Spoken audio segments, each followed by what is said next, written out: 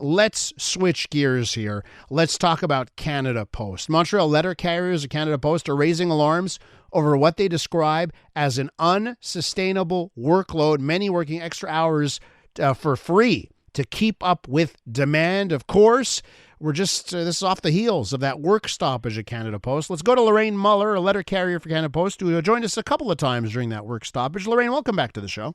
Thank you so much for having me. And I know, just for everyone to know, you speak for yourself. You're not a representative of the union. You're speaking Exactly. for yourself here, right?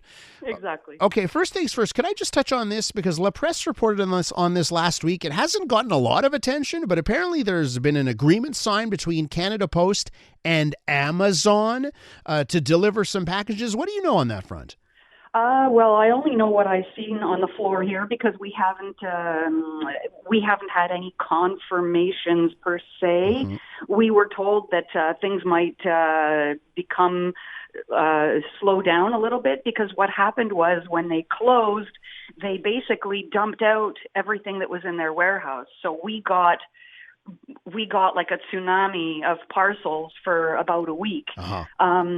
But the workload isn't necessarily related to that. So mm-hmm. Actually, sorry, I can't confirm whether the actual contract has actually been signed. I don't know if it's good news or bad news. We have no idea how much they're charging Amazon. They might be giving like a sweetheart deal or something. Exactly. Yeah. So they might be bending over backwards for a company that basically left. We all know why the company left. Yeah. Quebec. So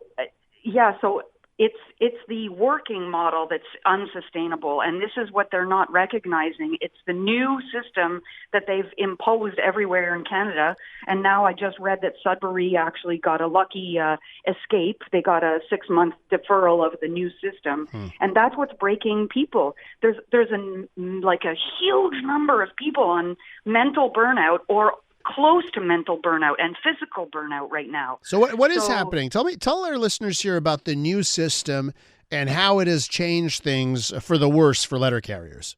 Well, it's not just for letter carriers. It's making the service worse too. And that part I could go into at length, but I won't because we don't have a lot of time. But for letter carriers, what it is they've taken away values for us to prepare our own mail. So now we're supposedly now we can focus on delivery only. But the problem with that is they made the routes huge. They measured volumes of mail and volumes of parcels during the deadest part of the month, of the summer. And then we come back and of course, there's tax time, there's Christmas, there's those aren't normal volumes. Uh-huh. So, and they made the routes huge because they replaced those 2 hours of preparation inside, which added variety to our days. So mentally, you were socially with your people, for 2 hours, joking around, preparing your mail, and then you would hit the road, and then you were on your own, and you had a lot of physical, 15 to 20 kilometers a day of walking. Now it's over 25 kilometers. And it's unsustainable. Are you walking that? You're walking the 25?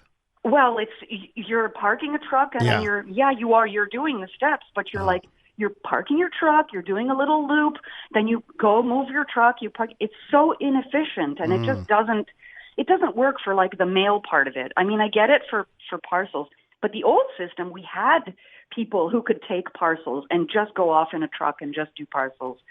But anyway, so even without the Amazon, with the Amazon, it's going to really I'll just point this out, Lorraine. Got a text message here from a listener, and I can't verify this, but I have a listener who says I'm a Canada Post plant worker here, and yes, Amazon packages have increased by a lot in the Saint Laurent plant. So that's just one note I got on the text line. Again, based on the news reports in that text, I guess that is something that's happening here. So I mean, we're not surprised. We heard it might be in telecom. We had it during the pandemic, but that was before Amazon installed themselves in Montreal. So, I wouldn't be surprised if we got it. I just want to know at what cost we're getting it. And just on the service front, how do you think, when it comes, I've noticed that I've received some letters, and a listener sent me a letter here at the station, and I read it on the show yesterday. And what was interesting is they sent it February 11th. I received it March 7th. And I thought that's crazy for a letter to take a month, right? Even at this point. It is.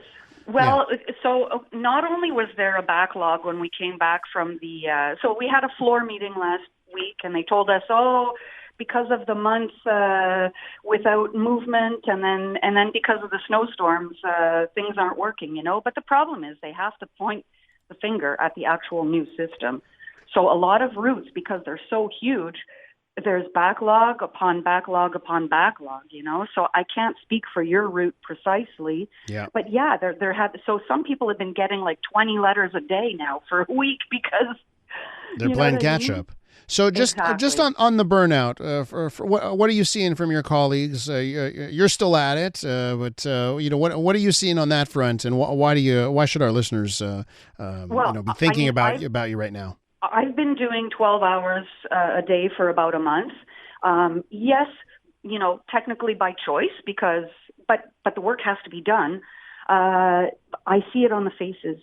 I see it like the mental exhaustion and it's just people aren't adapting. And like a lot of people are going into early retirement. Some people are looking for work elsewhere. And already before they changed the delivery system, we already lost 90% of the people we trained. So yes, we have a new class coming in this week, so it should alleviate a little bit of the backlog and help a little bit. But new people are having trouble adapting even more than before because now the system is even more complicated. Lorraine, listen, I always appreciate you giving us an insight as to what's happening inside at Canada Post. I don't know how much your bosses appreciate it, but we appreciate it, that's for sure. And by the way, let's get the Auditor General involved. We need some answers.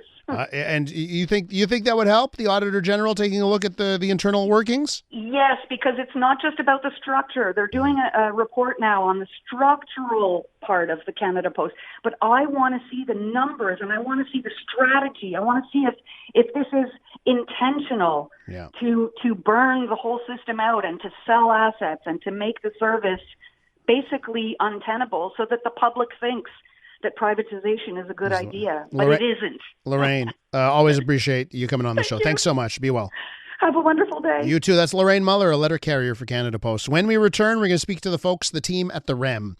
Service, apparently, almost back to normal. We're going to try and get an update on getting around town on the REM next.